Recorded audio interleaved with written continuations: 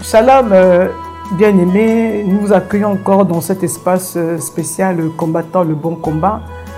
Et Dieu m'a mis à cœur de vous libérer une pensée assez particulière sur l'approbation de Dieu.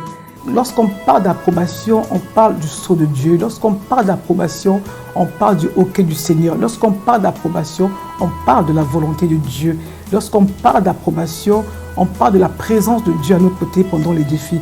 Et Dieu dit dans sa parole, quoi que vous fassiez, en parole ou en œuvre, faites tout au nom du Seigneur, rendant par lui des actions de grâce à Dieu le Père.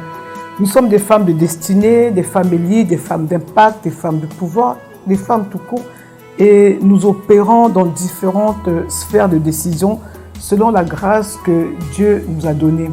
Mais il dit une chose qu'il est plus rassurant d'entrer dans un défi, de combattre en étant rassuré que l'Éternel est avec nous.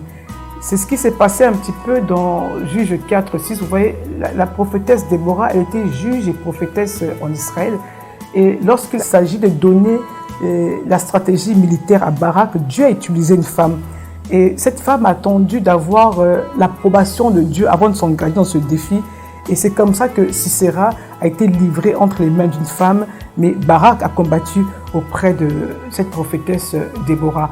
Donc l'avantage, il y a des avantages dans l'approbation de Dieu. Le premier avantage, c'est lui-même qui combat avec nous dans nos propres défis, selon que la Bible dit dans Psaume 60, verset 14, « Avec Dieu, nous ferons des exploits ».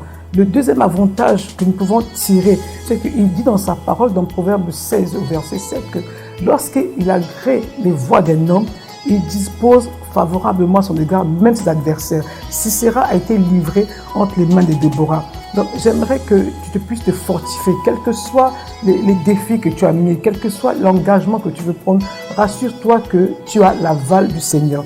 Il a dit encore dans Psaume 32, verset 8, « Je t'instruirai, je te montrerai la voie à suivre, je te conseillerai et j'aurai le regard sur toi. » Il est à la fois un guide, un maître, un conseiller et celui qui nous protège. Vraiment, soyez fortifiés, que Dieu vous bénisse.